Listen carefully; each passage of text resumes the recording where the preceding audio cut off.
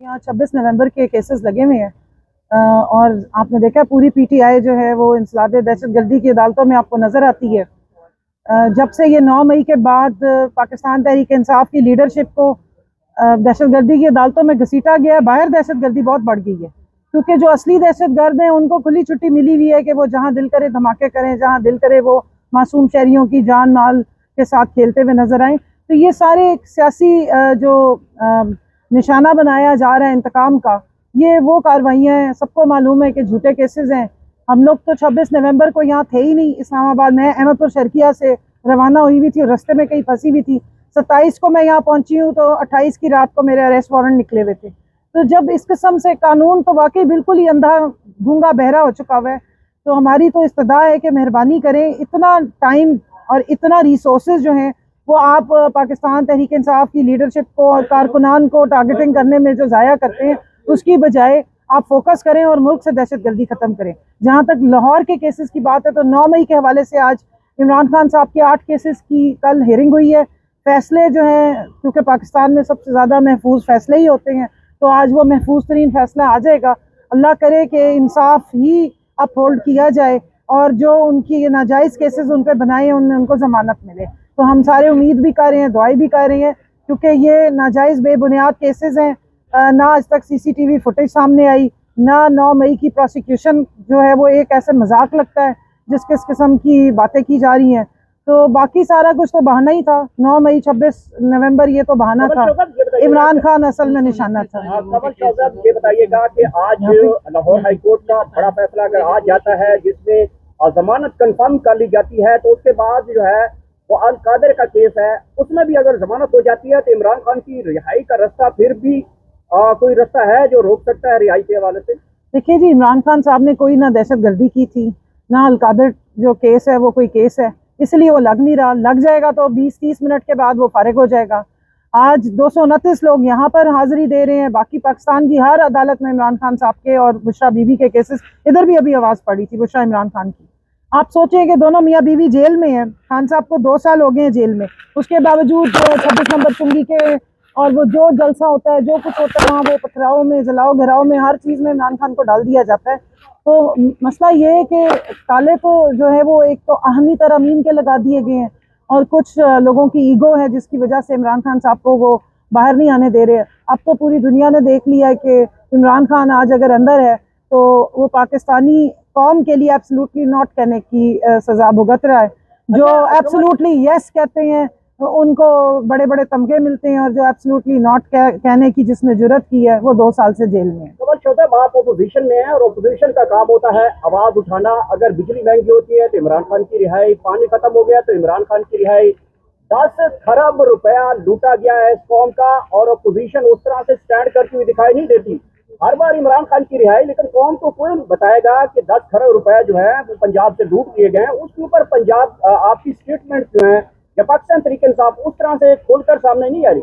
हर video में जो है इमरान खान की रिहाई का मुतालबा किया जा रहा है। क्या 10 खरब की कहानी को छुपाने के लिए जो है वो इस वक्त हुकूमत जो है वो आप लोगों को तो मुज़ाकरात कर रही है क्या? देखिए, 10 खरब वालों के कंधों में इसलिए दर्द हो रही है ना कि इतना ज़्यादा बोझ उठा लिया, लेकिन मसला ये है कि चाहे पंजाब असम्बली हो, चाहे नेशनल असम्बली हो या सेनेट हो, जिस वक्त हमारे लोग बात करना शुरू करते हैं और इस नाजदानी हुकूमत के खिलाफ जो इनके असली करतूत हैं वो एक्सपोज करना शुरू करते हैं, तो उनको सेंसर कर दिया जाता है, उनसे माइक उनके बंद कर दिए जाते हैं, उनकी टेलीकास्ट रोक दी जाती है, जो कि अगेन अगेंस्ट द लॉ है। आप नहीं कर सकते ये। कल जिस वक्त उमर अयूब साहब ने की बारी थी बात करने की, तो उनको 2 घंटे तक तकरीर नहीं करने दी गई। तो जब अगर उनकी तकरीरें ही नहीं आप बाहर आएंगी तो आवाम को कैसे पता चलेगा कि वो आवाम ही के लिए आवाज़ उठा रहे होते हैं। हर जो इशू है वो आवाम का वो डिस्कस किया जा रहा होता है, उस पर आवाज़ उठाई जा रही होती है।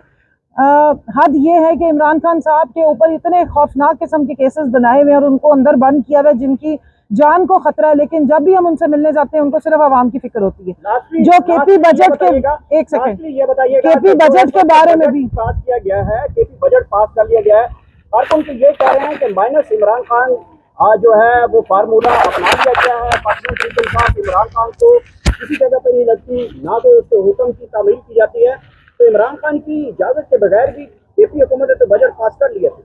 देखिए, ये कंडीशनल बजट पास हुआ है और हमारी जो कमेटी की मीटिंग में अली अमीन साहब ने जो बात की और उनकी पार्लियामेंट्री कमेटी की मीटिंग हुई, सारी जो असम्बली के अरकान थे उन्होंने यही कहा कि जिस दिन इमरान खान साहब से मुलाकात होगी, ये हुकूमत उनकी अमानत है।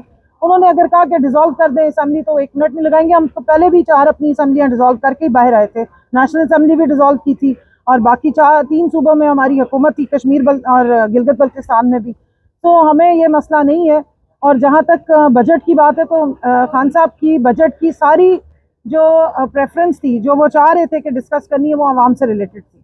तो इमरान खान अंदर बंद भी है तो उसको सिर्फ अपने मुल्क की सालमियत की, अपनी आवाम की वेलबींग की, और ये जो मुल्क में इस वक्त इतना हंगामा फसाद मचा हुआ है जिसकी वजह से आवाम गरीब से गरीब पर हो रही है, इसकी फिक्र है। मैं इस हुकूमत की कारकर्दगी एक जुमले में कहूँगी कि 47% आबादी जो है वो बिलो पॉवर्टी लाइन चली गई हुई है। यानी आपके मुल्क की 47 आधी आबादी जो है वो एक वक्त की रोटी अफोर्ड नहीं कर सकती। ये इनकी परफॉर्मेंस है।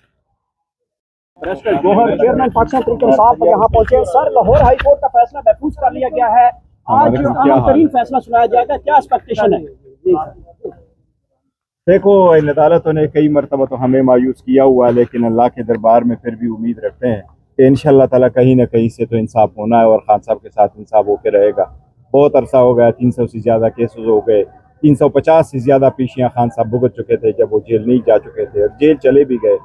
5 दिन के अंदर 3 सज़ाएँ हो गई, 45 साल की सज़ाएँ दी गई, उसको बोर्ड रखा गया, उसकी वाइफ को सज़ाया गई। एक हाउस वाइफ को, जो पाकिस्तान की हिस्ट्री में उसकी मिसाल नहीं मिलती, किसी को उसको सज़ा दी गई और किसी को इस तरह रखा गया हो, किसी को बच्चों से भी रोका गया हो, किसी को किताबें भी रोकी गई हो, रूल्स की वायलेशन करते मुलाकात भी रोकी गई हो। लेकिन अल्लाह की शान बड़ी है, उम्मीद है अल्लाह के दरबार से इंशाअल्लाह ताला इंसाफ होगा। इमरान खान को लीडर मानते हैं, लेकिन केपी का बजट पास कर लिया गया है, क्या देखो, एक मैं आपको ये बताता हूँ, खान साहब को दुनिया की तारीख माइनस नहीं कर सकती, बड़े बड़े नहीं माइनस कर सके। ये देखो, मिसकंसेप्शन क्रिएट की जा रही है। बजट पास नहीं हुआ, बजट के पास होने में तो अभी 7 और भी दिन, ये कोई ऐसा पास नहीं हुआ। और ये खान साहब की असम्बली है, खान साहब का वोट है, खान साहब का बजट है, वो जैसे कहेंगे ऐसे इमरान खान साहब कहते हैं सभी डिलीट करिए तो फौरी तौर पर डिलीट कर देंगे, वो इस्तीफे कहते हैं कि पार्लियामेंट से इस्तीफे दें तो इस्तीफे दे देंगे। सर, इसमें किसी 1 सेकंड का भी कोई इंतजार नहीं करेगा। ये खान साहब के इंस्ट्रक्शंस है, खान साहब का वोट है। हमारे पास हमारे वोट तोड़े। मैं आपको बताऊं, मेरे खानदान वाले मुझे वोट ना देते, खान ना होता तो।